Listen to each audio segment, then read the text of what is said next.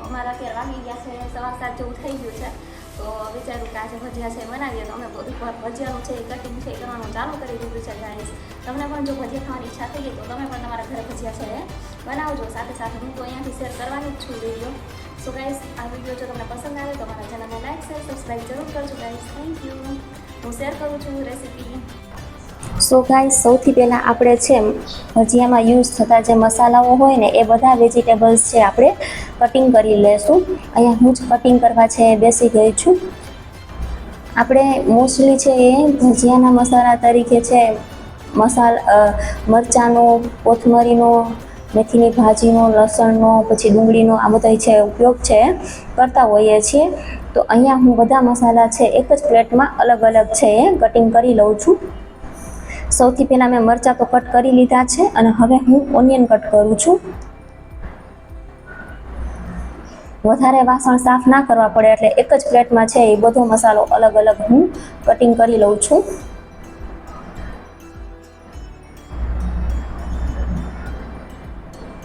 ડુંગળી કટ કરવાથી મારી આંખો બળે છે.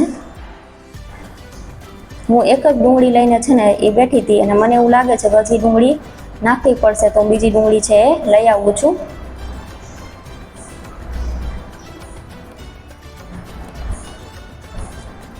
વરસાદના મોસમમાં ભજીયા ખાવાની મજા જ અલગ હોય છે અને ભજીયા તો આપણા બધા ગુજરાતીઓના છે ને ફેવરિટ હોય છે.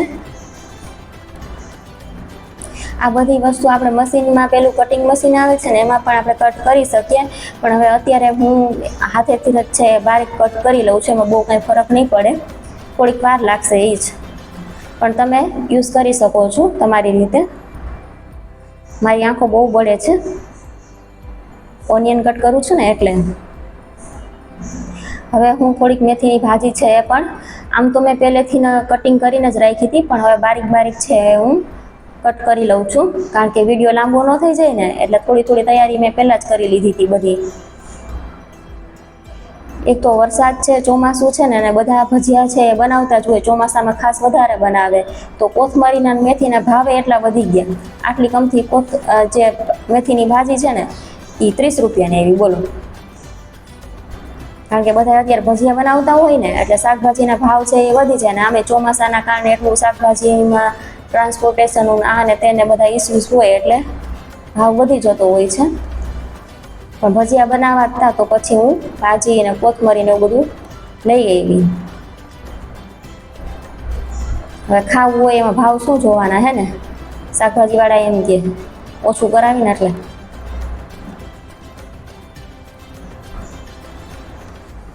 અહીંયા હું કોથમરી સુધારું છું. જો હવે તો આપણો મસાલો છે તમે જોઈ શકો છો, મસ્ત કટિંગ કરીને મેં તૈયાર કરી લીધો છે એક જ પ્લેટમાં. હવે અહીંયા મમ્મી છે એ ચણાનો લોટ છે એ તૈયાર કરે છે, રેડી કરે છે. ગાઈસ, અહીંયા મમ્મીએ ખારો હોય ને આપણે જે ભજીયામાં નાખી એ મમ્મીએ છે ને સોડા છે ને મીઠો સોડા આપણે કહી છીએ એ પહેલાં જ લઈ લીધો હતો અને માથે લીંબુ નાખી દીધું હતું.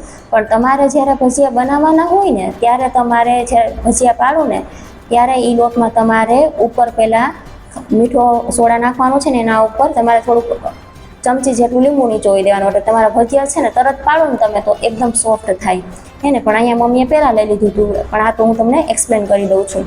તો જો મમ્મીએ સરસ મજાનો લોટ છે ને એ રેડી કરી લીધો છે. હવે એમાં મમ્મી બધા મસાલા છે એ નાખી દેશે. સૌથી પહેલાં મમ્મી નાખે છે હિંગ નાખે છે. અહીંયા થોડીક હળદર એ નાખી દીધી, થોડુંક મીઠું એ મમ્મીએ છે નાખ્યું છે. સરસ મજાનો આપણો લોટ છે એ તૈયાર થઈ ગયો છે ને થોડીક વાર આપણે લોટને રહેવા દેવાનો 10-15 મિનિટ એવી રીતના, એટલે લોટ છે ને એ રેસ્ટ થઈ જાય ને તો સરસ મજાના તમારા ભજીયા છે ને એ સોફ્ટ બનશે.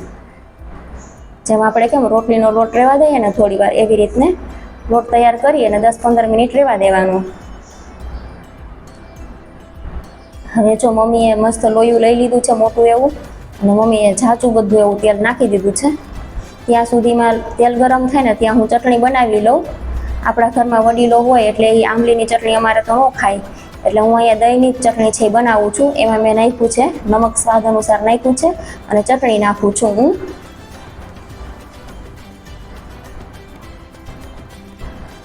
અને ખાંડ નાખું છું. અમારા ઘરમાં આંબલી મમ્મી પપ્પાને બધા બુજુર્ગ હોય ને વડીલો હોય ને એટલે આંબલી નહીં ખાય એટલે અમે દહીંની ચટણી જે છે એ બનાવીએ છીએ. પાછું મમ્મીને એને ધાણા જીરું સદે નહીં એટલે હું આમાં ધાણા જીરું પણ સ્કીપ કરી નાખું છું, પણ તમે નાખી શકો છો ધાણા જીરું. હા, થોડીક ખાંડ વધારે મેં નાખી દીધી એટલે ચટણી છે ને થોડીક ખાટી મીઠી એવી થાય. તમે તમારા ટેસ્ટ અનુસાર આપણે છે એ બધું બનાવી શકીએ છીએ. અહીંયા જો લોટમાં હવે મમ્મી છે નાખી દીધું છે લસણની ને અદરકની પેસ્ટ છે પહેલાં નાખી દીધી, અને હવે બધા મસાલા મમ્મી નાખે છે. સૌથી પહેલાં ડુંગળી ને મરચાં ને એવું નાખી દીધું, કોથમરી છે, ભાજી છે, બધું જે આપણે કટિંગ કરીને રાખ્યું હતું ને એ. થોડોક લોટ છે ને તમારે હાર્ડ રાખવાનો. હા, એટલે કે જ્યાં વધારે છે ને લોટ સોફ્ટ ના થઈ જાય. આ લોટ આપણે છે ને આપણે ગોટા ભજીયા બનાવીને એટલે થોડોક આપણે વધારે સ્મૂથ નહીં રાખવાનો, મતલબ એમ થોડોક ઘાટો રાખવાનો,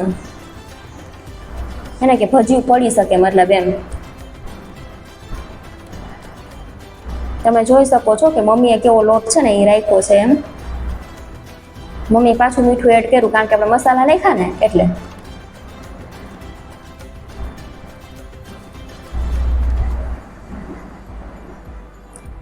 મમ્મી ભજીયા બનાવશે અને હું વિડીયો ઉતારું છું. જો હવે મમ્મી ભજીયા છે ને એ નાખવા માંડ્યા છે, પાડવા માંડ્યા છે.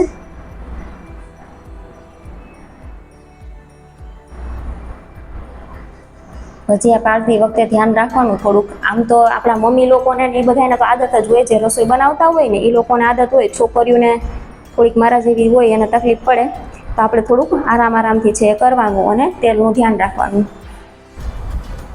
ઉતાવળ નહીં કરવાની. આપણા મમ્મીને એને તો આદત જ હોય બધાને વડીલોને તો બનાવવાની. તમે જોઈ શકો છો કે મારી મમ્મી મસ્ત ભજીયા છે ને એ મૂકવા માંડ્યા છે. તેલ ઝાઝું મૂક્યું હતું ને એટલે ભજીયા ઝાઝા આવ્યા. જો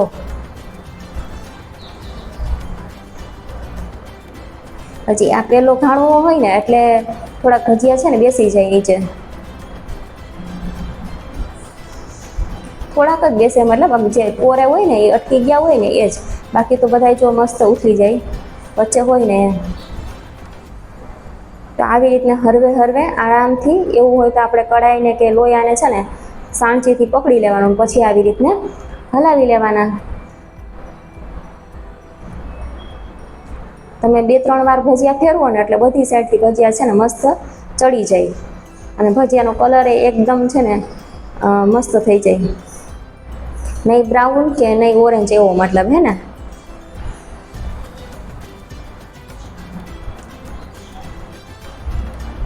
મને તો વિડીયો જોતા છે ને મોઢામાં પાણી આવી જાય ભજીયાને જોઉં ને એટલે. તમે જોઈ શકો છો કે ભજીયા છે ને એ આપણા તૈયાર થવા આવ્યા છે. આવી રીતના આરામથી આપણે હળવે હાથે ભજીયા છે એ ફેરવતા રહેવાના. 3-4 વાર ફેરવશો ને ત્યાં થઈ જશે. જો થઈ ગયા છે, આખો કલર ચેન્જ થઈ જાય આવી રીતના ને, લાઇટ બ્રાઉન જેવો થઈ જાય. બહુ બ્રાઉન નહીં કરવાના, પણ લાઇટ બ્રાઉન જેવા થઈ જાય ને આવી રીતને, લાઇટ ઓરેન્જ જેવા. તો એનો મતલબ એમ કે આપણા ભજીયા છે ને એ ચડી ગયા છે. ને એવું હોય તો એક ભજીયું કાઢીને આપણે જોઈ પણ શકીએ તોડીને. તો અહીંયા આપણા ભજીયા છે ને એ બની ગયા છે અને મમ્મી જો કાથરોટમાં કાઢી ગયા છે. તમે જોઈ શકો છો ભજીયાનો કલર અને ભજીયા કેવા બન્યા છે ને. અહીંયા અમે બટેટાવાળા નથી બનાવ્યા, અમે ખાલી મેથીના ભજીયા આપણે જે ગોટા કહીએ ને એ જ બનાવ્યા છે. તમે જોઈ શકો છો કેટલા ટેસ્ટી અને એટ્રેક્ટિવ છે ને એ આપણા ભજીયા છે એ બન્યા છે. તો મમ્મી છે ને મને થાળી તૈયાર કરી દે છે. આ થાળી હું જ જમવાની છું. તમે જુઓ કે આપણા ભજીયા કેટલા મસ્ત છે, એટ્રેક્ટિવ લાગે છે, સાથે સ્વાદિષ્ટ પણ એટલા જ હશે. તમે આંબલીની ચટણીનો પણ યુઝ કરી શકો. આંબલી છે, ખજૂર છે, જે તે જેની સુવિધા એ રીતે. અહીંયા અમે દહીંની ચટણી છે બનાવી છે. તમે જોઈ શકો છો કે આપણા ભજીયા કેટલા મસ્ત છે એ બની ગયા છે. સો ગાઈસ, ભજીયા બનીને છે એ તૈયાર થઈ ગયા છે. હમણાં હું ભજીયા ખાઈ પણ લઈશ, કારણ કે જે ડીશ સર્વ કરી છે એ હું જ ખાઈશ. અને જો આ વિડીયો તમને સારો લાગ્યો હોય, પસંદ આવ્યો હોય તો અમારા ચેનલને સબસ્ક્રાઈબ કરજો, લાઈક કરજો અને શેર કરજો. Thank you guys.